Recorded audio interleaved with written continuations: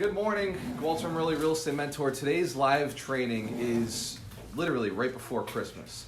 So last training we talked about gratitude, being thankful. I had some of my friends come in and say, all it was mindset, right? Where's the tactical stuff? How do we realize what to invest in, right? How do I evaluate a deal? How do I find the money? How do I get the property, right? Anybody have any of those questions still? Yeah? Please raise hands, it's okay. Yeah. It's interactive, right?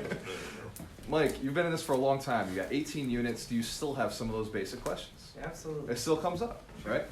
When I taught Get the Money, I taught it in a way where at every level in the game, the information becomes real to you again. It becomes usable again. You think about things, different strategies, that suddenly it's like, oh my God, like why wasn't I using that strategy? It's such a basic beginner strategy. Every so often, you're going to FHA another house. Right? I don't care how far in the game you get, again, you're going to go FHA a house. It always makes sense every 2 or 3 years when you decide you want to move again. Right? So you can't forget some of the basic strategies. And then as I'm teaching Get the Money, I'm talking about strategies that are high level. So our wholesalers in the beginning are like, yeah, whatever, I don't need any of this. I just want to know basically how to do the first owner occupied, right? And they're missing out on how to raise private capital, missing out on hard money, missing out on commercial, right? Missing out on syndication, missing out on REITs. And sometimes people jump too far ahead and they're thinking, I'm going to go do syndication, and they're completely forgetting all the beginning stuff. So it was taught in a manner, who did Get the Money? Who's with us? Okay, there was a few of you guys. And at this point, would you like to do it again? Would you think it'd be valuable to do Get the Money again at some point next year? Yes. I agree. In fact, teaching it is a good reminder for myself. You guys saw the mastermind this morning. I was like, Ron, we've got to go ask for this, right? So as you teach and as you're educating other people, as you're educating sellers, other investors, you're going to come up with things that they seem basic, but in the moment, it's like, wow, that was a good idea. Like that was just something that I should have been doing already. And Joe, come on over this way. Come on, sit in one of these chairs. I was just because so I can write. I got one right there. Oh, right. Yeah, you can take that table. No worries. Which one? Got you. Right there. Over here. Yep. So, I woke up this morning, I was doing my meditation, and my phone went off, which was my mistake, because typically my phone is never on, ever. It's like always, no, it wasn't you, don't worry. Okay. My phone went off, and it was my brother, because he's one of the few people who is not on Do Not Disturb, right? My brother, Ron, and my dad, and that's it, right? Mike, you're almost on your way there. You're almost there, bro. But it's one of those things that I didn't shut off the notifications on TikTok. Right? Anybody have TikTok? All right, it's a kids app, right? All the kids are out there using it. We don't need it as investors. Gary Vee says otherwise. So I got TikTok, and I've been on it. And what's been cool is the relationship I'm building with my brother, who works in a business that is just for kids. Right? Amp Academy, he will teach older folks, but he finds that children like parkour and Ninja Warrior a little more, gymnastics a little more, backflips a little more, right? Would you guys want to go do a backflip right now? Sure. You'd love it, right? It'd be exciting, right? This is how the day's going to go. And you know, next week you're not moving. These kids are like, backflip, fall. Some of the falls, I'm like, oh my God. They got back up? So he sends me a video from TikTok, and I'm going to play it for you guys. And here's the beauty of TikTok. They're about 60 seconds long. And usually it's like these dance moves where they're doing all this. Has anybody ever seen these? No? I've never seen You guys that. are missing out on a whole world of not like useless entertainment, right? But it is probably going to be very similar to Instagram or Snapchat at least, because it's catching up. It's starting to. I'm enjoying it on a level that I didn't think I would. Let me see. They're all like this. My brother sent it to me, so he sent it via Messenger. And it's just a message that came up today. It came up literally at the mastermind. It comes up often, and maybe it's because I was guiding it, but it always comes up. How do I find out more? How do I learn? How do I take this to the next level? How do I get that mentorship, that training? And this video, I don't know if you guys can see it. Your ideal life. Go to them and say the following: I will work for you for free for the next 90 days. I will work harder and smarter than anyone you've ever met. And when you get in, over-deliver. you better shock them. You better leave them in awe. Nothing is below you. You're willing to do everything. You hustle harder than anybody, and you're doing it all for no money. And you say to them, if at the end of those 90 days, you would rather pay me than lose me, great, I have a job. If not, we shake hands and part ways. All I ask in exchange is knowledge and connections. Those two things will monetize forever. The mistake everybody makes when they get out of fucking school is they try to get as much money as humanly possible. Money only spends once. Knowledge monetizes forever. Not bad for a 60-second video on a kid's program, right? So give that guy a round of applause. That's good stuff. Was that Gary Vee? I wasn't Gary Vee. It wasn't Gary Vee. I don't know who it was, but my brother sent it to me, right? These are the friendships you want to have, right? I'm very thankful for my brother. I'm thankful for Mike. I can't even list how many books he's given me to read, and we go back and forth. I think Mike and his daughter Sam are probably the only people keeping up with me right now. Brenda. Right? Brenda, oh yeah, Brenda's on a whole other. She actually outdoes me. Brenda does more than 52 books a year. Like, she's just a reader. And Joe is catching up, right? You're going through the foundational 5 in how many days? I'd say I'll be done in about a 2-week period. Nice 2 job. Yeah. Wow. So he's started with the foundational 5. He asked me what are the steps. What are they again? Sorry, Yep, go ahead. So foundational 5 are, now we're gonna make it the foundational 6, right? Give them my broke to $250,000. But the foundational Then 5. technically I have read 5 books. See? Mine is only for when you want to coach me, right? When you're coming into the mastermind, when people ask me, "Oh, can you coach me?" I'm like, "Hey, read the book," right? That's the first thing I say to you, because and the book does. It gives you a foundation, so you're not asking all the questions in the book. And that's 100 pages. That saves me time, and ultimately gives you a little bit of a background. And then the rest, the foundational 5, are obviously Rich Dad, Poor Dad. It's a beginner book. It just gets you into the mindset, but as you read it, there weren't a lot of details, right? If you've read Rich Dad, Poor Dad. The next one is Richest Man in Babylon. It's great for understanding investments, starting to get the basics of investment, and it's still told in story form. So Rich Dad, Poor Dad, and Richest Man in Babylon are story form, so they're easier to get into this personal development, financial arena. Thanks. Right, God bless you. And then the next one is Secrets of the Millionaire Mind. This is where we really get into mindset. If you actually go to our website, walteramarello.com, scroll all the way down to the bottom, the list is there as well. So, do we put links where they can actually buy it from there? They can. Well, They not can. from there. They can go to Amazon. So you can go to Amazon and buy it from Amazon. And I don't make any money off of that, although I intend to put links there so that at some point I'm getting some sort of referral fee from Amazon, because that's my business partner now, right? They make a little bit off of every book I sell, so I want to get mine too. So that was Secrets of the Millionaire Mind. That's the third one. The next one is, everybody will tell you this one before they tell you the other 3, because although Rich Dad Poor Dad is kind of known, Think and Grow Rich is across all industries very well known as being the success book.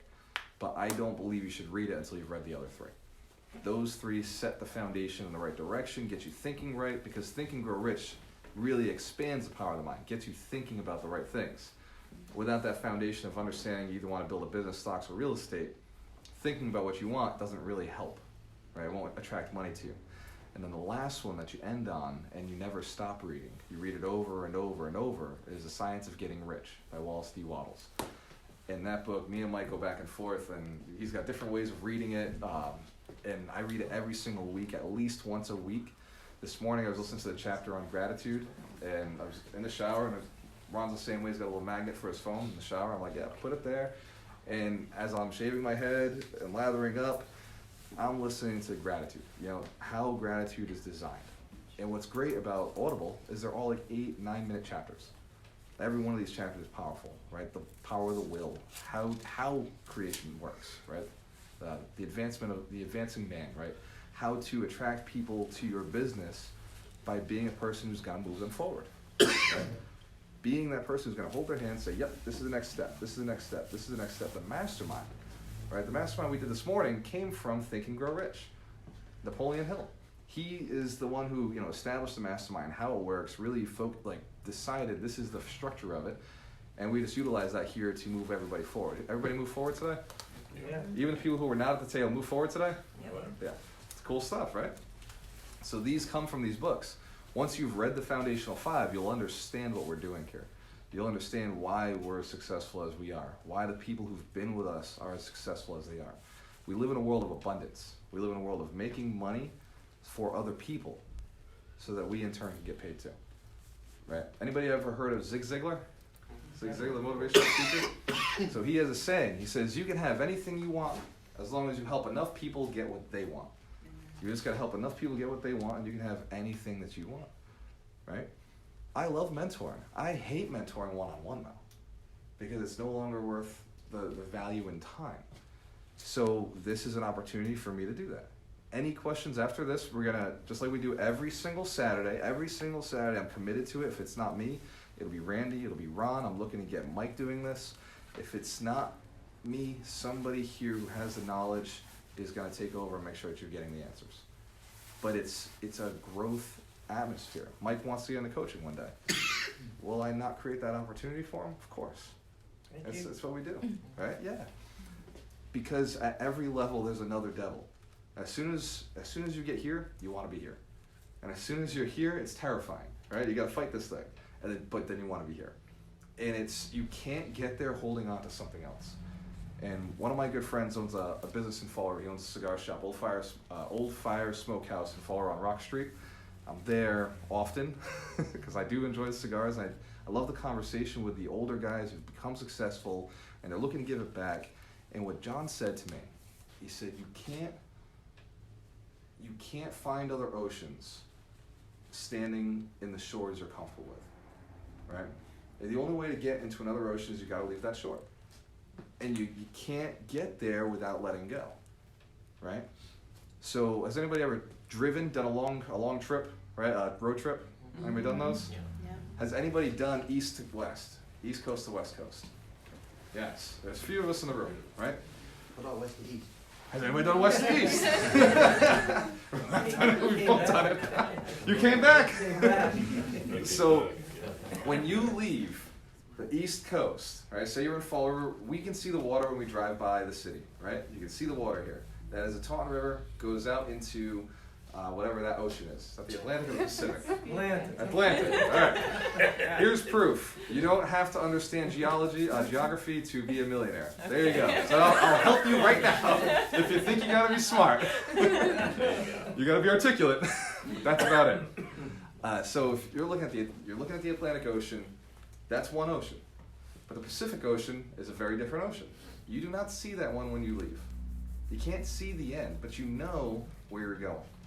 Intuitively, you know if you just drive west long enough, you'll hit there. It doesn't matter at any point if you go and hit North Dakota or if you hit Arizona. At some point, you can end up in California, as long as you just go in that direction. It's like Kerplunk. You guys remember that the game from that game show? What was the game show?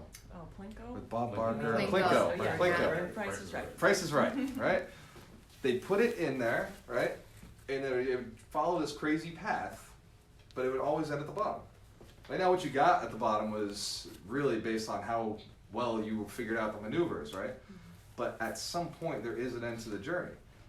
And that's your life right now. You're moving through life, going through it. You will, I promise you, get to the end. The reward is death. I guarantee you, right? It's a subject we all know about, right? We all are aware that this is happening. Nobody is in the dark here, right? We are all going to die. It's okay. It's while we're living that we're supposed to make sure we do it right. And they say it's about the journey, and I'll tell you, I hated that. I hated, it's about the journey. Live your life, man. Well, I hate that saying. But as somebody who's extremely successful in the eyes of most people, I have to say the journey's freaking fun, right? Like getting there is almost depressing, to be honest. To be perfectly honest, like Christmas, worse than December, right? December is cool. Christmas season, as we're experiencing it right now, is the fun part. It's the music, it's the parties, it's the spending time with your family, anticipation of the day. Christmas itself is kind of a letdown. We get there, and it's over, and we're like, oh man, what next? What do we gotta do for the next 4 days until New Year's Eve? Party again! But there's this excitement, even by Thanksgiving you're planning out Christmas, right? There's this excitement to that part of the life. And that's the journey. And when I say, like, you gotta enjoy the journey, I don't mean like don't do things or be productive. Like, just fall in love with the work. Fall in love with the action steps. Fall in love with making the phone calls. Fall in love with the research on building that list. Fall in love with finding the right people to raise your capital with, or finding the right deals. Right? Fall in love with helping other people get rich. That's my secret strategy. I just look for people who want to get richer. Right? That's been what's made me wealthy. Is I'm like, who wants to make the most money? I want to work with that guy or that gal. Right? So I love it. When I got my license, my real estate license, I was sitting in a class at RE/MAX in Fall River, and the broker at the time asked me, Ron Rusin, he said, what is your USP? All right, anybody know what a USP is? Unique proposition. Unique sales proposition, right.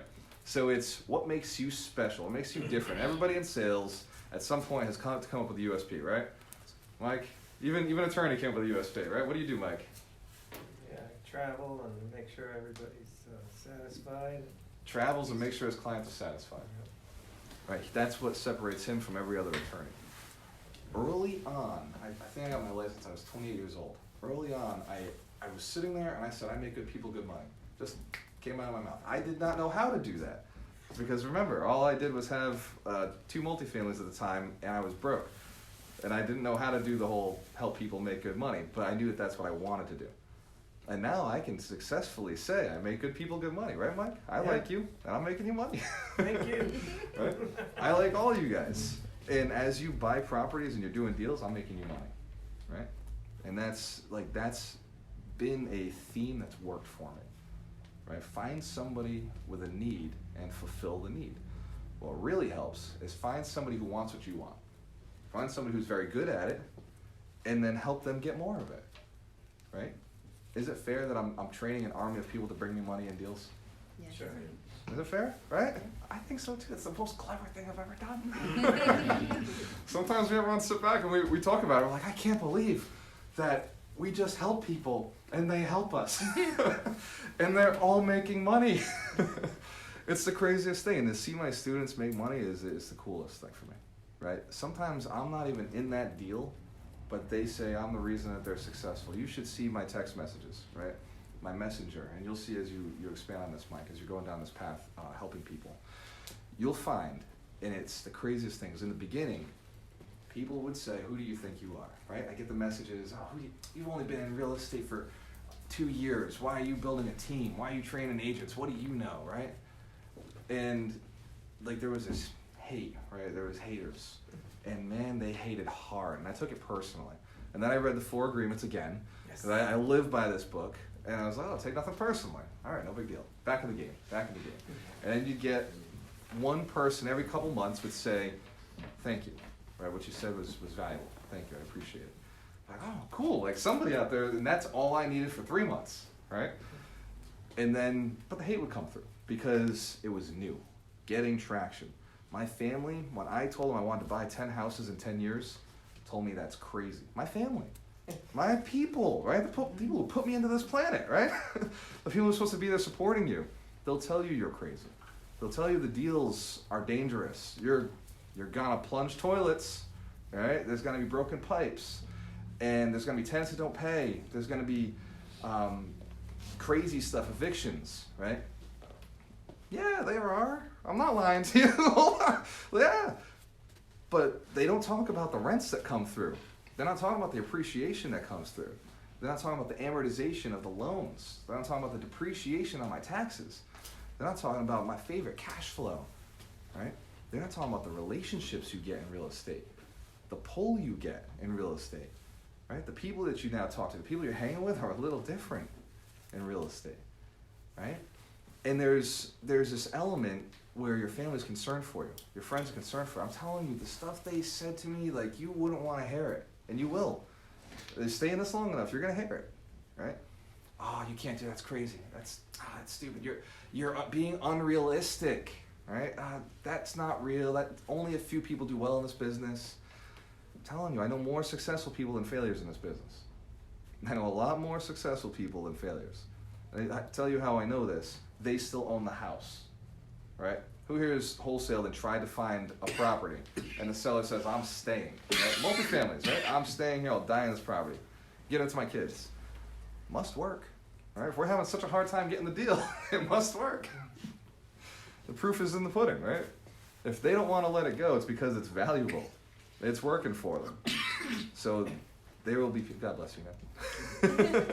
There will be people who will hate on you as you're building your empire. There will be people who do not support you as you're going through. That's okay. It means that you're doing something different.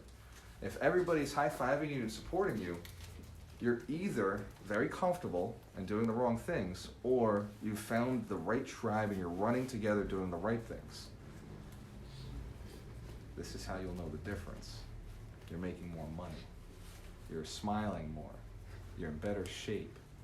You're just having a better life in general. Your relationships are better. When you're high-fiving and everybody's cool, but nothing's changed in the last couple of years, you're hanging with the wrong people. Right? Bless you. You need a tissue? So, we talk about people all the time. And if you guys have any questions at all at the end of this, ask me. We'll do about 10 minutes of questions. So if there's anything very specific, feel free to ask. And we're going to identify what topics to talk about next year based on, it's 52 weeks. I can't teach everything in real estate in 52 weeks. 52 hours, I promise you, I can't get through everything. So I want to cater it to the people who show up. I want to bless you. I want to cater it to the people who are here. Happy birthday, Rod. Happy birthday. It was yesterday. And yesterday we went out to Tequila Lime, which is a great little restaurant in the city. Anybody been? So we went in there, and one of the bartenders is a real estate investor. All right. The only reason I know this is because I'm putting the videos out. Because I'm sharing the knowledge, educating, and she came over and she said, oh yeah, did you know I own this? I didn't know. That's cool, right? And it starts expanding. It really does. In the beginning, you have haters, for sure. And in the end, you have haters, for sure. They just get quieter, right? My haters now, they can't talk to me personally. They can't like face-to-face it with me anymore. Because wherever they see me, I've got 10 people around me who are like, dude, like you're doing the stuff, right? You're the guy. So now the haters are like, oh shit, maybe he's right. I have haters on here now, and I appreciate you guys for coming around, who started off being like, nah, it's not real, whatever. And as I've increased income, look it up. It's very easy to find out what I own, right? South Coast Capital Investments, LLC. And Walter Morello, you look up those two names, Amarillo Properties, you look those LLCs up, I'm there. I'm not hiding it. What are you going to take my properties from me? It's impossible. And I don't want them for the long term anyway. I'm looking to sell those and keep moving to bigger properties. Catch me if you can, right? I'll seller finance them to you. As we increase income, increase our net worth. I had a friend of mine today ask me, and I love Snapchat, and I love this guy in particular because I bought a house off of him from Snapchat, seller financing 3 years ago, and then sold it later on and made a nice profit. But he texted me today about the condos, and he was like, hey, would you seller finance those? In my head, I'm like, bro, I can't do the whole thing because I got a note on it, but I could seller finance 5 of them, maybe 20%, 10%. I'll hold some of that paper. And, well, all right, that works. That's $40,000, $80,000 for us to just, nice little passive income. We just burn and turn a project, right? What is it? Don't burn. Don't burn. Hold on. Saying that live. Don't burn. Marcia, hey, good to see you. I'm glad you're on this live chat. You are the best. She's sitting right there in the back. I love it.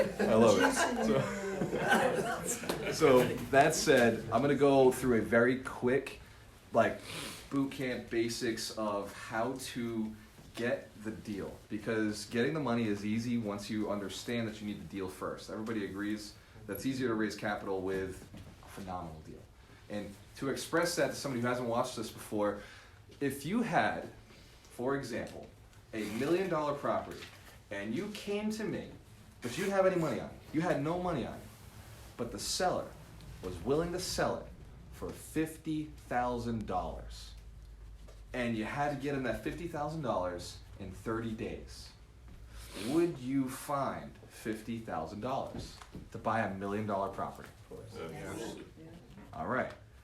Get the money teaches that same mentality, because the whole point is going and finding an amazing deal that people can believe in. Hard money lenders, private money lenders, they're just math guys. They understand the business, they own real estate themselves, or at one point they were one of us, they owned real estate. Every hard money lender I know got their money through through real estate investing or business investing. And that's how they raise their capital. So when they're looking at a deal, they know what it is. They know if you can make it the money or not. The two requirements are experience and the numbers. It's got to be such a good deal. Right? Mike, you testify to this, right? As long as the person's got experience, you'll lend to them. As long as they've got money that works in this deal, you'll lend to them. Yeah. And the smart guys want a position on the property, right? First or second position. So it's not about having the money, I promise. It's about having a good deal. So, Get the Deal is coming up. Has anybody heard of Get the Deal? You guys know about it? Has anybody bought their tickets yet? Look at all you procrastinators. Oh, Marcia, good job. Give her a round of applause. Good stuff. So if you thought Get the Money was good, Get the Money was only a 4-hour training, because it's simple to teach how to get the money. Getting the Deal is complex. It's a 2-day training. It's 16 hours of training, plus networking, spending time with me, investing, spending time with Ron and some of our other coaches. So it's a 2-day, all-day thing, if you want everything. So I'll start at 8 in the morning, and I'll run to 4 in the afternoon, and then I'm going to go to dinner, but I don't like to eat alone, because sales rule number 1 is never eat alone, right? Anybody in sales? Where are my salespeople at? Yeah, don't eat alone, right? Unless you're working. Then you just chow that sandwich and you get your work done. But you never eat alone, because that's an opportunity to talk to somebody. Sales is a contact sport. So it's the same thing in our trainings. When I go out, come out, eat with me, ask questions. These are good opportunities. When I go out to party, because the event is Saturday and Sunday, when I go out to party Saturday night, come out, let me see my city. Let me show you the different places that I go to, and I'll teach you how to network the way I network. I don't spend time in one place in my city. I spend the same amount of time that somebody would go out, anybody ever go out on a Friday night. Ever. Of course. Yeah. Went out dancing, clubbing, did the thing, right? Bars, whatever. How long did you go out for? Average time? 6 hours. 6 hours. Isn't it nuts? Right? In 6 hours, I can hit 10 different spots. The same people will be in there 6 hours later, because you went to one spot, right? Typically 1, maybe 2 tops. I can hit every single hot spot in the city in the same 6 hours. That's cool. That's way more effective, right? If you're single and you want to find somebody to mingle with, hit a bunch of places. If you're a real estate investor looking to build relationships in your city with the players, hit as many places as you possibly can. The rules don't change. It's the same game, right? Last night, I ran into the chief of police. Hey, what's up? Good to see you, right? Not 20 minutes later, I run into the chief of the fire department. Oh, this is cool, right? Good conversations. And then I meet a whole bunch of people, because the fire department was out last night, so that was cool. I got to meet a bunch of the fire department guys. And then I ran into an attorney that I work with. So I was like, oh, cool. Right, nice talking to you, Jeff. Like, good time. Got to meet his wife. Good relationship. And I met the owner of that restaurant. 19 Prime, by the way. If you go to 19 Prime in Fall River, phenomenal food, phenomenal experience. It just opened 3 days ago. I went there last night. Absolute great experience. So great job, Leo and Peter. You guys did an amazing job creating it. And those guys, Peter owns Mesa 21. So pop into there, right? Go see who you're going to see. It's a great experience. Come network with me. I will teach you how to do it. Be efficient. From what I just explained to you, you can do this in your own city, right? But do it with me. I'll show you how. You don't have to drink when you're out. This is a secret to networking. The drunker you get, the worse you get. I don't care what you think. Whether you're trying to date a girl or you're trying to date the city, right? When you're trying to win everybody over, they're going to buy you drinks. You've got to learn to say, sure, thank you, excellent. And then don't finish it. Like, just let the bartender at some point. I have a very good relationship with all the bartenders. They know I don't drink. Like, they know that I'll do 2 drinks max, but it's like a sip with the person. Oh, hey, I'm going to go. I'll be right back. And that drink is dropped somewhere else. And continue networking, and then I'm gone. 30 minutes. You don't have to finish your drinks, right? Where are my Porsches at? Where's my first generation anything at? Second generation? We have no... Oh, Third, like I moved think. here from another country. Not Yeah? third. First or second? First, well, my parents moved. You're fourth? Fourth. You're American. You're whatever, bro. You just white.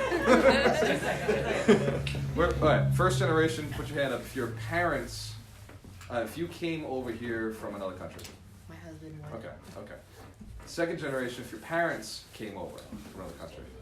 All right. Third generation, your grandparents came from another country. All right. Fourth generation, you're like Ron, you were freaking Indians or something. I don't know. Me too. Probably 116. Right, probably 1/16. So then your great grandparents came from another country. We're the fifth generation. You guys are straight up like Indians, right? Fifth generation American? Oh, well, look, give her a round of applause. Good stuff. Did I miss anybody? Are there any sixth generation Americans? Sixth generation. I'm all over. Yeah, I think my mom's like that too. She's like, I've been here for a long time. So when the first generation Americans come over here, they're very cheap. They're very, very frugal, right? And it's very important to hold on to things, and they've got this scarcity mindset, but they also have this abundance mindset. They're gonna work and outgrind and outdo everybody, right? Ryan, why did I jump on this topic? I don't know. Oh, excellent. Well, go back and watch. There was something valuable there. Josh, what's up, brother? I think we were networking. Was it networking? I think so. I was in networking. We weren't drinking. Yeah, there was a flow there. You gotta be frugal about it. Yes. It was I great. missed it. It was good though. It was It was good. good, it was really There's good. 2 points that somewhere there's a bridge. I don't remember why I jumped it. So, but the main moral of all of this and what I'm getting at is you've got to get out there and meet people. And the more you're out there meeting people, I ran to one of my lenders last night, ran to a real estate investor, ran to a few of my potential students. One day they'll be here with us. And but this is their thing. Well, I'm just not ready yet. That's all right, bro. When you're ready, we'll be here. This isn't going to stop. I may not be doing it a year from now, but somebody will be taking this over because all I do is build assets, right? And you got to pull back over time and allow other people to step up and make their money. One of the values to running this is I get all the deals, right? Anybody who wants to start out and mentor me and work for free, like I don't charge for my mentorship. I just teach you how to make me money. And you go and do that, and after 90 days or 60 days, I love that video today, right? Because for me, I found that the guys keep working with me because I'm a good buyer. But you can do this too, right? Start your own mastermind groups. Teach other people. You want to find more deals, Mike? Lead a mastermind. Right? Lead a mastermind right in your city where you want the deals, and teach people how to find you the deals. Become the king of wholesaling, right? Marketing, I had to learn it, and I did it, and now I teach it. Right? I don't have to do it anymore. I don't have to go out and door knock the seller's house. I don't have to call the seller anymore. Build a good system, then train it, and then let somebody build a system, do it, and then train it. This way, somebody else can build that system. We're living in abundance, right? Who here lives in Fall River? Right. And who lives in Pawtucket? All right, not lives, I'm sorry. Who here wants to invest in Fall River? New Bedford. Pawtucket. Central Falls. Woonsocket. Name your city. How is it? Bristol. Bristol. Really? There's no money in Bristol. Well, all of my, that's a problem with Bristol, right? It's an appreciation play. There's no cash flow. But yeah, what city? What city, what? What city do you invest in or want to? It's a county, we're in Bristol County. Plymouth County, yeah. Southern Bristol County. Oh, all right. All Fall River. right. So good conversation. This is where we dial people in, right? So we're talking about it with, was it you? We're talking about location. Yep. Bristol County is too big. If I brought you a deal in Taunton, would you run the deal?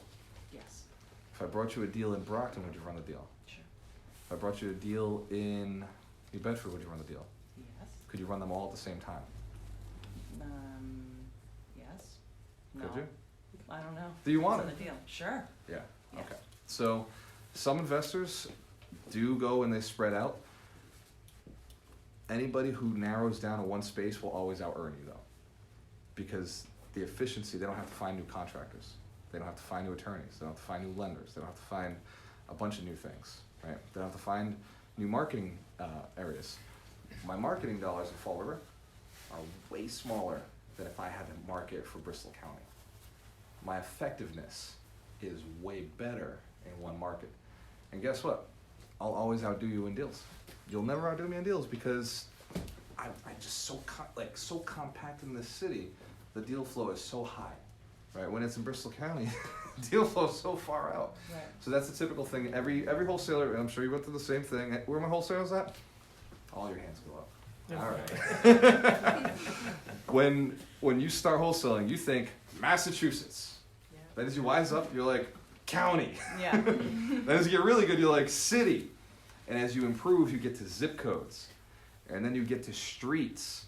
And once you get down to streets and type of property, that's where success explodes. Because now your marketing is so inexpensive, you can do it a lot more, right? You can explode the marketing in a small area, and it becomes way more efficient. So that's a little tidbit. That's a free man. In fact, all my advice is for free. So, get the deal. We were talking about get the deal. So, get the deal is more advanced. It's way more advanced than get the money. That's why it's 8 hours, 2 8-hour days. It will be recorded. We'll be putting it out online. That one will probably be free as well.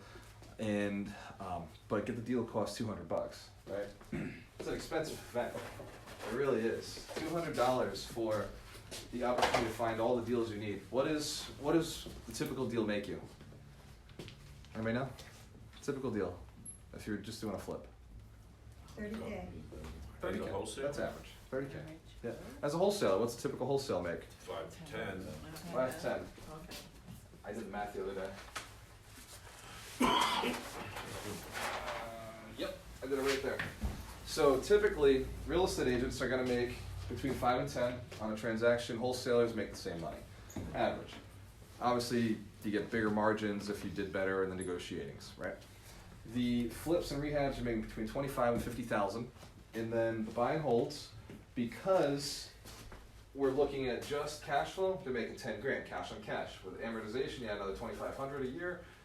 Actually, amortization could be, that's probably, I don't know what the pay down is, depends on what mortgage you put into, but assume it's the same as your depreciation, and assume it's the same as your appreciation. So maybe you're getting ghost money 10 grand and an actual 10 grand in your pocket every year continually. So if you look at one deal, there's not a single deal on there that's less than $1,000, right? Not a single element of this that's less than $10,000 or $5,000. So the value though is getting you to spend your time in a training for 2 days because you think your time is more valuable, right? But everybody wants to take me out to lunch, right? My time is more valuable, I assure you. As a millionaire, as someone who makes $1 million a year, and last year was $500,000, like, my time is more valuable. I know the value of my time. So when I offer the opportunity to get you guys into your heads what I have, you never have to pay for that again. You have the knowledge. And then you can go and take it online and rewatch it if you had to. But I want you to learn the process so I don't have to teach it again. Is it okay that I'm lazy like that? I'm an investor. It goes through in my coaching the same way. I am an investor. I want to make the investment in building this training product so I don't have to train it again. I want to go and I want to train higher level stuff. And I also want to have an army behind me, not just bringing me the deals, but bringing other people the deals, leaving a legacy behind, making sure that you guys are turning these cities, right? Well, we invest in our depressed cities, right? That's what some people call them. The politicians call them gateway cities, which I like better because we give people opportunities, right? Gateway cities are Fall River, New Bedford, Woonsocket, Pawtucket, Central Falls, Springfield, Holyoke. These are cities that are gateway opportunity cities, right? There's a prevalence of low-income housing. There's a prevalence of lack of jobs.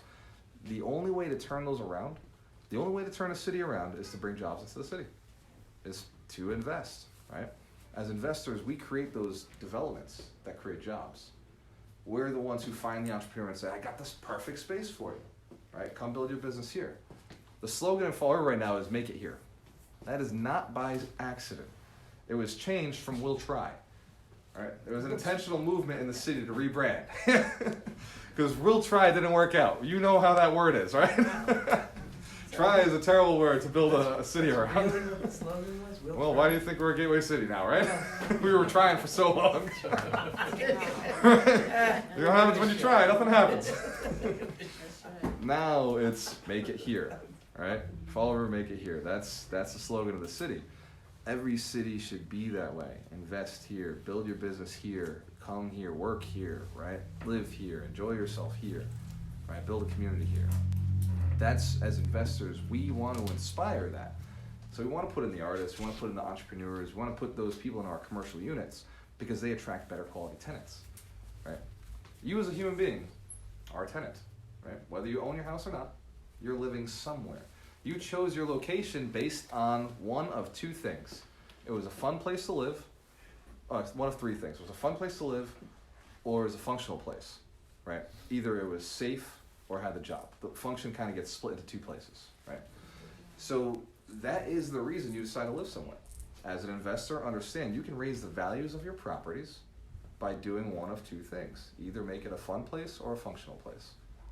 Functional place, you have to bring jobs. You have to make sure that it's safe and, you know, a very good neighborhood, right? Jobs and neighborhood. Very tough to have that effect. But making it a fun place is very easy, right? All you need is fun business owners, entrepreneurs who will come in and create fun jobs. Reasons people travel into a city. Reasons people live in a city. You know why people won't leave Boston? It's not the jobs. Because honestly, they live worse up there. Anybody live in Boston right now? Less Boston, right? Because it's expensive, right? You work up there, live up there. I probably can do more things in my life because it doesn't cost me as much to do them, right? Down here, being a millionaire is stupid, right? Like the amount you can do with that money is ridiculous. In Boston, I have to like valet and spend $40 to park my car, yeah, which is out. And then if I don't do that, I'm walking 6 blocks, right? North Boston, right? I want to go to Stan's cigar shop. I gotta walk like a poor person, right? Like that's how I feel when I'm in Boston, right? Anybody experience that? Yeah. If you're in Boston, you're like, whatever, it's just what it is. You're used to the walk. But for me, I'm used to like, I pull up, I put my car right in front of the space, or I sit in the parking lot, and I'm in. When I go to, I'm like a poor person. I gotta walk to places. I gotta use these things for transportation. These are just for looks. And it's because everybody wants to be there because it's a fun place. It's not about the jobs, right? Because the people who are about the jobs are actually working there and living somewhere else, right? The people who are thinking about money are not living there. Like they're living somewhere else and they're driving in. It's that fun experience, like all the fun stuff's in Boston, right? I mean, we're working on building our stuff down here in Fall River on the Bristol County and the South Coast. Like we're working on building that up, and that's the easiest thing for us to do as entrepreneurs. It really is. Like put in a fun gym, right? Put in a yoga studio. Put in a fun coffee spot, a nice restaurant. Retail space is cheap now. Not retail, commercial real estate is cheap now because those businesses didn't know how to survive. But there's a whole wave of new entrepreneurs coming in that are service-oriented, that are experience-oriented. And experience is the future, right? That is, if you read some of the books that are predicting where we're going, and Ron sent me a phenomenal article, which, Ron, if you could drop that into the wholesale group, that would be a really useful article for everybody, if you can find it. So, in that kind of talk about where the future's going for jobs. Because for me, as somebody who cares about my city, I've got to find a way to bring in the jobs, right? The city doesn't know how to do it. They clearly have no clue on how to bring jobs in, right? And they're not giving the tax breaks that any city across the planet is not attracting jobs the way they should. It's up to us, the investors, that bring people in. We give them the opportunity, right? So understanding where the jobs are coming from, it's not, little shops that sell, well, keys do well. I guess as landlords, we probably use the key places. But like if you're selling pocketbooks or you're selling pretty much like Radio Shacks, right? Perfect example of something that just wiped out because you didn't need it anymore. Things that just got wiped out, big commercial spaces that are gone now. Converting those over in the mills, right? The mills. Every single city in Massachusetts has mills. Rhode Island has mills. Wasted space. We don't know how to use them, right? What you're seeing in Boston, though, artist lofts, right? You're seeing you go upstairs, you go down into basements, bars are in basements, bars are on rooftops. Like Austin's figured out a way to use these mills. I'm like, oh, perfect, a mill, this is great. Let's fill all these spaces in. Whereas before, the mill was one tenant that owned 10 mills. And now the way to work around that is give people smaller spaces to operate in those mills. Give people smaller spaces to operate. Basements can still be utilized in commercial arenas if you're working together with the other investors in that area to make it a hot spot. You find the right entrepreneurs to build that business. So one of the elements you'll see me do is talk about sales. I talk about sales, I talk about marketing, I talk about business, because I'm working on building the entrepreneurs, because those are my tenants. I want to attract the right tenants, and I want to see you guys doing the same things, right? Over time, that's the direction I'm moving in. But somebody's got to fill the gap behind me, right? The residential is still a key component to real estate investing. It's the first step. It's how you get in the business. It's how you build the capital, and you keep moving with it. And the last step is holding paper, right? You want to hold the loans. You want to let people buy your stuff that's cash flowing, doing great. You got the cap rates up, because at that point in your retirement phase, you're talking cap rates. You're not talking about whether it's what the ARV on this thing is, or whether you're flipping it, or if you're wholesaling it, or what the cash and cash return. Well, you may talk cash and cash a little bit, but we're not talking about GRP anymore, right? We're not talking about what's the other one? Comps. We're not talking about comps anymore. It's what are the cap rates? How much does this thing make? What's the NOI, right? And at that point, you're hoping you've created a great product that cash flows for people, and you're selling it to them with owner financing, or you're doing hard money loans or private money loans, and you're renting out that money so that you can go to Florida. Right? Anybody got the plan for Florida? Puerto Rico, Portugal, right? Hawaii. Right? Like travel a little bit.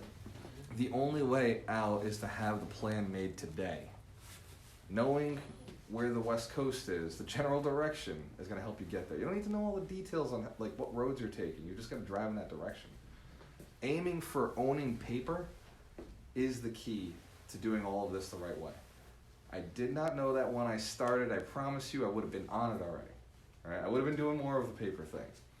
But now that we've got that clear goal, and Ron and I set that goal maybe 3 or 6 months ago, we set that clear goal. We want $12 million in paper assets at 12% return. It actually was 8% return. We're fine, right? Knowing that goal, now it made us shift how we were investing.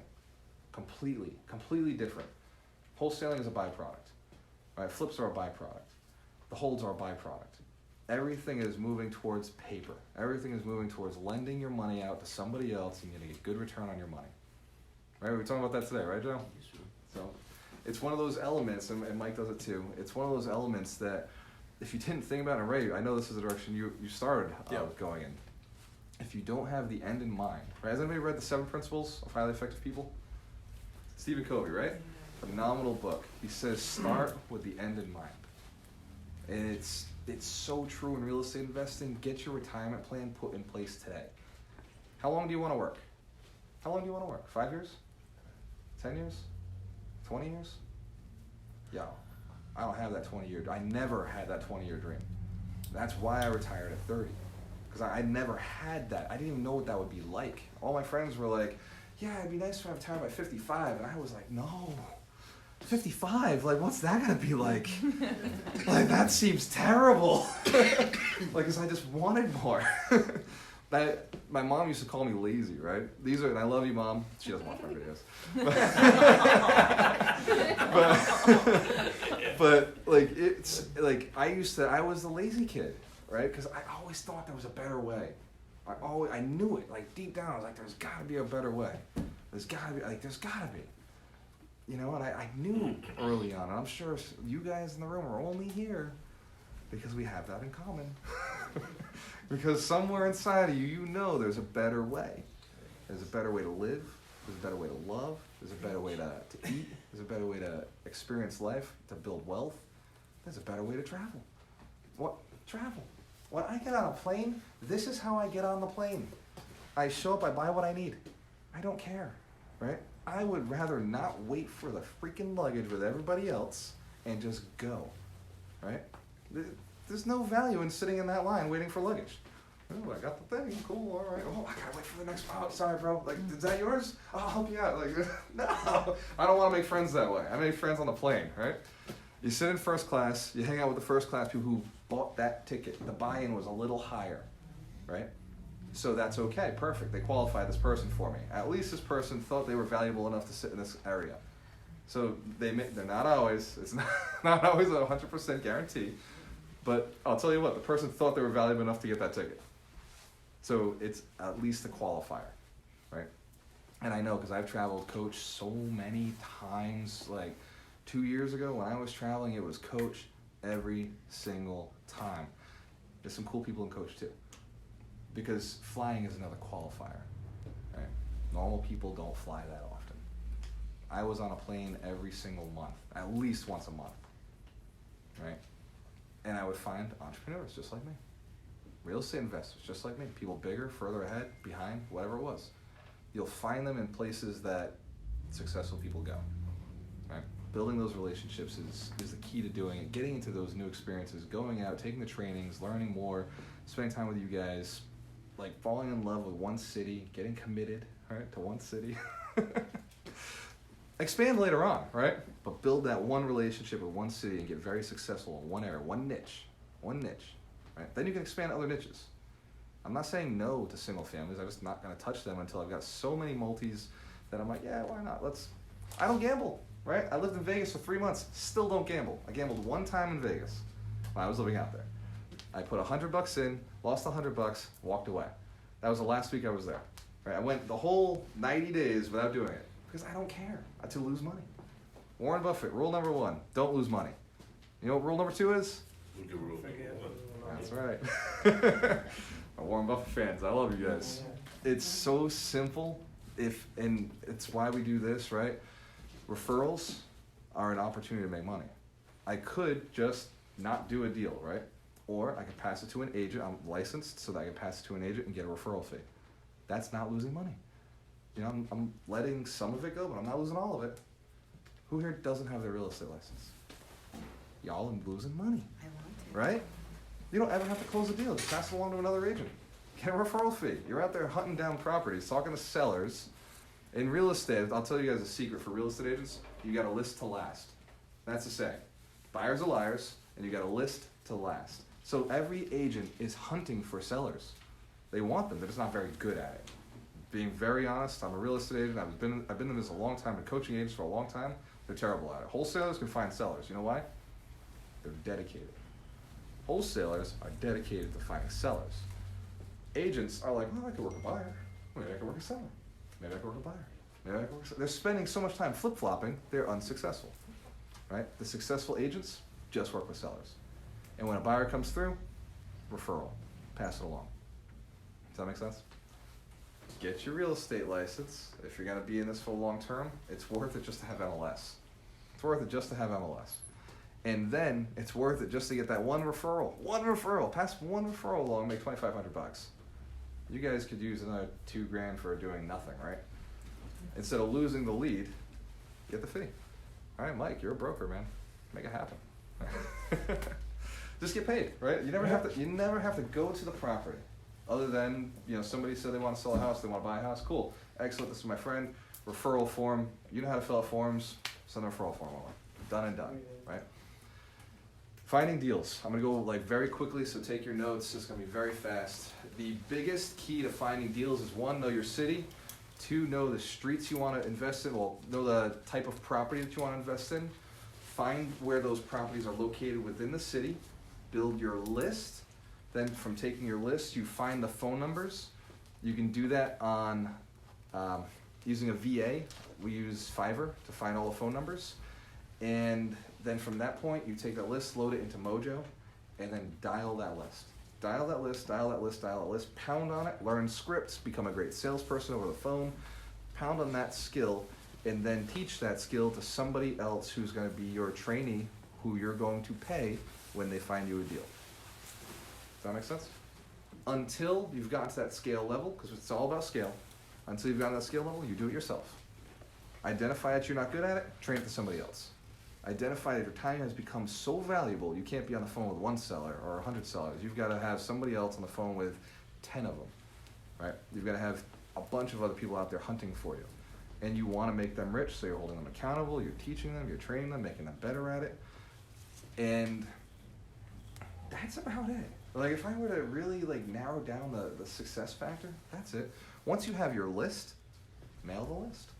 Make it a small list, because mailers get expensive. Mailers are the most expensive form of marketing. They're also the fastest producing form of marketing. Put out signs, right? I do not believe in, and I will say this a dozen times, I hate bandit signs. They're ugly. They make my city look bad. But at the same time, it works. I can't deny that it works. What's better is get friends, build a relationship with some of your sellers. Say, hey, look, I know you won't let me buy your house, but it's okay if I put a sign in your yard where, other people might get a referral if I do that. I'll pay you $10 a month. Would it be cool if I put a sign in your yard and have this little relationship with you? And that marketing is totally worth it, because people drive by in the neighborhoods you want to buy, right? There's cars, there's people walking by in those neighborhoods. So that's where you really want to be putting your signs up. And that's a much better avenue. The other one is billboards. You've seen We Buy Houses. Carlos, what's up, brother? Again, Carlos is a good friend of mine. Found him in investing, and he is an options trader. Trades options, makes a killing trading options. He runs Turtle Trading, and if you guys want to learn more about trading options, shoot me a text. I'll send you his information. In fact, Mike, you're connecting with him, right? Carlos Bello? Yep. Very cool. So I texted him last night. I was like, hey, Carlos, you cool with this guy? And he's like, yeah, absolutely, of course. Carlos also owns a whole bunch of units in Fall River. He's diversified his portfolio, right? Owns multifamilies here, and he trades options. Now, at some point, I'm going to do what Mike's doing and get, like, I wanted to do it for so long. I just got to offload some of the work we're doing, and I'm jumping over to options with you, brother. Nice. So it's a cool option. Yeah. See the play on words there? So you got the mailers, you got We Buy Ugly Houses, right? Seen them everywhere. In every city. I traveled the country. Every city in this country has We Buy Ugly Houses. It must be working if they can still afford to put those banners up. Am I right? Mm-hmm. And here's how it works. I've bought their leads. I've paid for their leads. Gladly. I had a team of real estate agents going out taking listings, bringing me deals. Of course I'll spend that. There was a point where I was spending $5,000 a month on marketing. Now I don't have to, because I got all you guys. I figured it out. I figured out how to get free labor. Figured out how to help and encourage people to do very well for themselves. But before I figured it out, I was spending $5,000 a month. You know how many investors have not figured this out? You know how many investors think they got to do it all by themselves? They're selfish, right? That's why they're broke. That's why it takes them 30 years to build the empire I've built in 3 years, right? Give it away. There's no information that I'm giving you that you... Here's the deal. I could teach every one of you in this room. Only 10% are going to do it, right? I've been teaching for a long time. I've spoken in front of over 3,000 people in the last 2 years, and very few do it. The few are my friends, right? The few become close, right? Because I love seeing you guys be successful. But every room, and this room is a little different than the RIAs, right? At the RIAs, I got a unfiltered room. But in this room, you guys are dedicated. You came to an extra event. This is kind of a bigger commitment. This is weekly. It's not monthly. This is a little different, so this room does better, right? But still, 30%, 60% of the people in this room, maybe not today, right? Maybe it's my other rooms. But I've seen it over and over and over. Only 30% of you are going to make it. Not because it's hard, because it's about consistency. Not because you don't know what to do. It's because you don't want it bad enough. That makes sense? Maybe you've seen this in your life. Right? You've seen other people be side by side with you, getting the same information. Some freaking rock, and then some go nowhere. It's as if they leave the event saying, "Man, that was a scam. I can't believe I paid all that money for this event, and all he did was talk about this process that's impossible." And then the other person is furiously writing. I was that guy, right? Furiously writing notes, being like, "Oh shit! I gotta try this out. Like, maybe it works. Maybe it works." Every single thing that I've gone to, every single event, I've paid 10,000 to be at events. I've paid 1,000 events. I've gone to free events. Irrelevant. Does not matter what I've paid or what I've been to. I pull something out of every event. I've had trainers that I hated. I thought the trainers sucked, right? I've had some, I don't know why this isn't on silent. So there have been some terrible courses. I still pulled stuff out. Things that I still will talk about today that have changed the way I thought. Right, and then I've had some courses that changed my life. Like life-changing courses that just moved me in a direction that I never saw was even possible for me. Okay. But now I'm like, is it me again?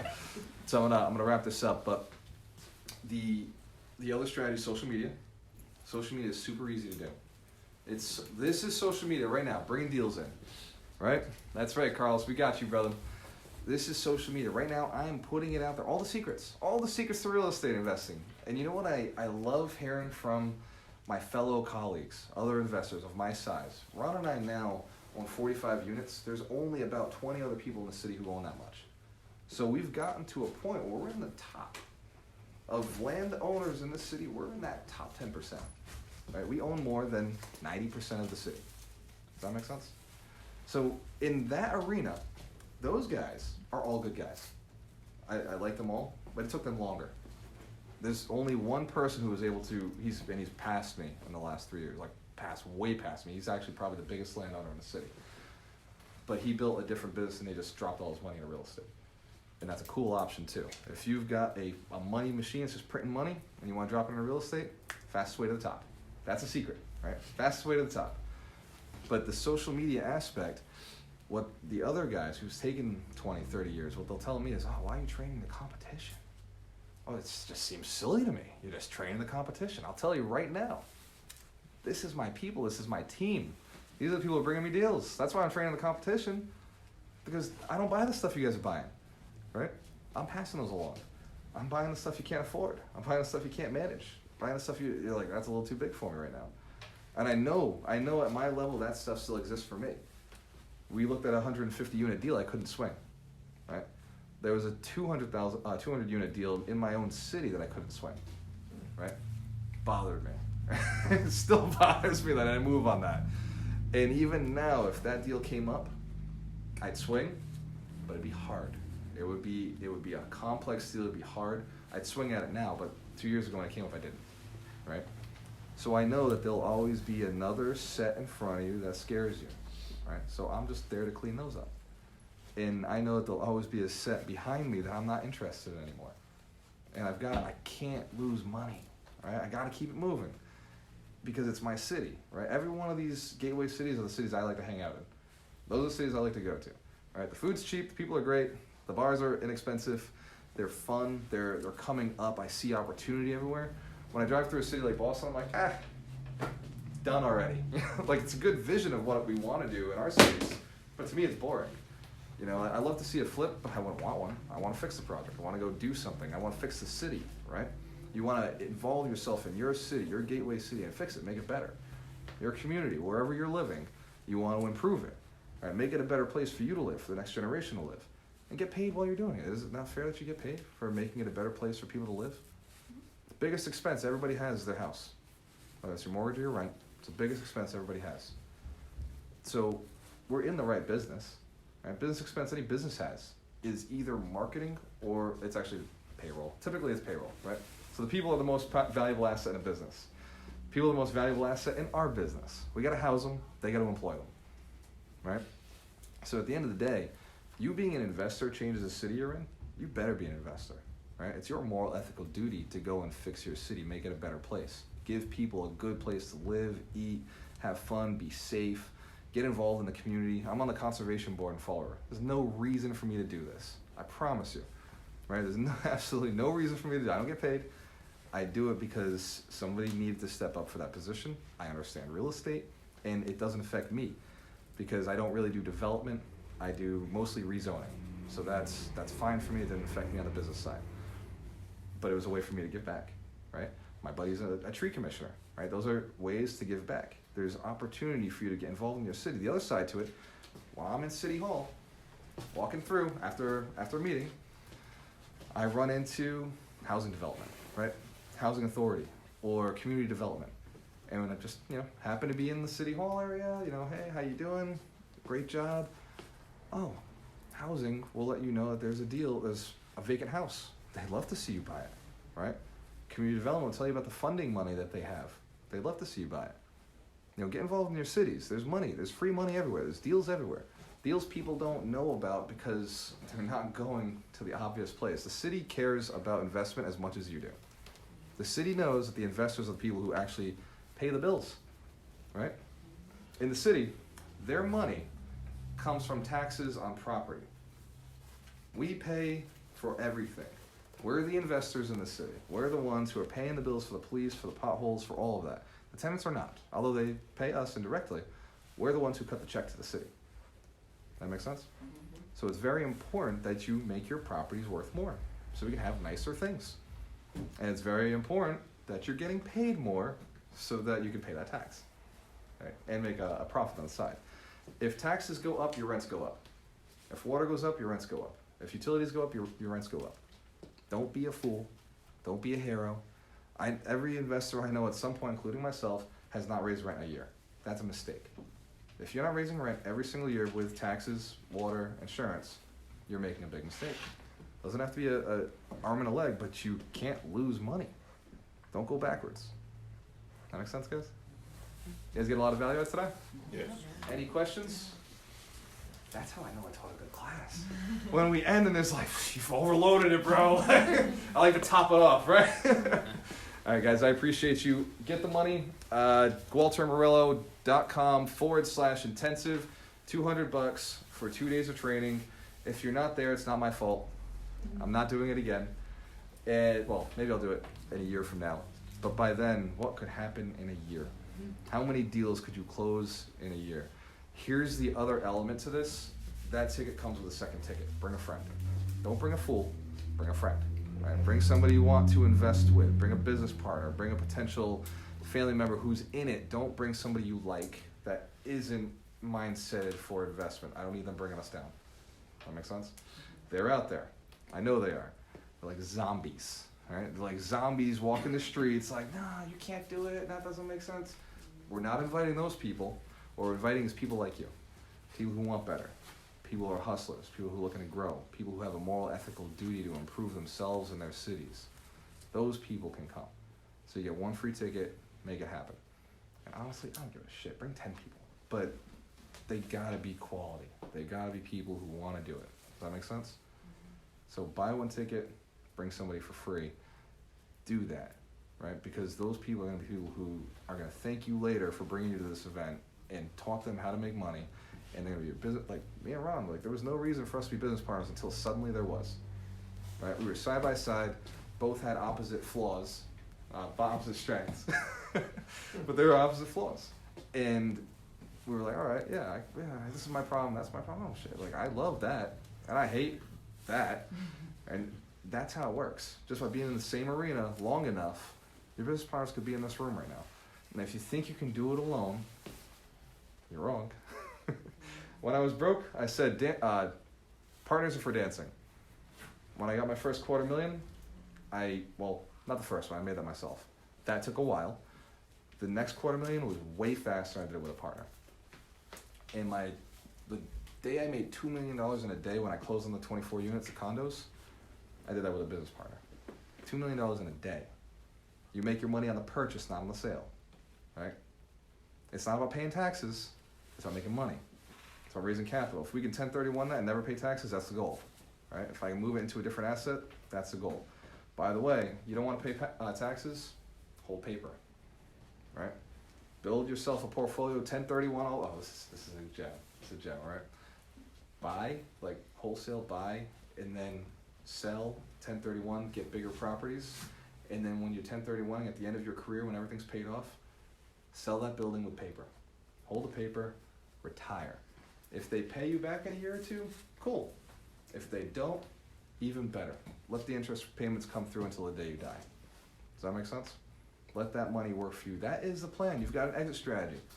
The faster you do it, the more successful you'll be. Because it's not about making $1 million, it's about making it in a year. It's not about being worth $1 million, it's about being worth 10. Right? And the sooner you do it, the better your life gets. The faster you can accomplish this goal, the better your city is. The more of us doing that, you guys, all of you in this room couldn't outbuy this city, right? I could train another 100 of you. and we couldn't all outbuy this city. We'd only improve it more. You know how many investors are in Boston right now? Still making a killing? And this is how you know the city's improved, and this is my last thing, go. We got a network. But the last thing is they're called developers now. Down here, we don't have developers. We have real estate guys. All right, we got landlords, we got guys who do flips, we got real estate guys. In Boston, they're developers. That's how you know your city's progressed. There's plenty of room for everybody. And trust, like Boston has China competing with them. Like people are coming from all over the country to compete in Boston, and yet people are still making money. And if I cared about Boston, I'd be making money in Boston right now. Does that make sense? So work what's close to you, work in a city you love, and work in a city that needs help. The worse a city is, the more it needs you. That's the gauge. The worse the city is, the more it needs you. The better the city is, the harder it's going to be to make money. Not impossible. Certainly, it's possible to make money in Boston right now, right? We agree that that's the most competitive market in our arena. More so than Providence, more so than Hartford, Connecticut, right? Boston is the precipice. New York, Manhattan, the precipice. They're still making money. Even with rent controls, they're still doing well, right? Think about it that way. Go where they need you. If it's already fixed, it's not attractive. That makes sense? All right, guys. Thank you for coming. Great job. Appreciate it.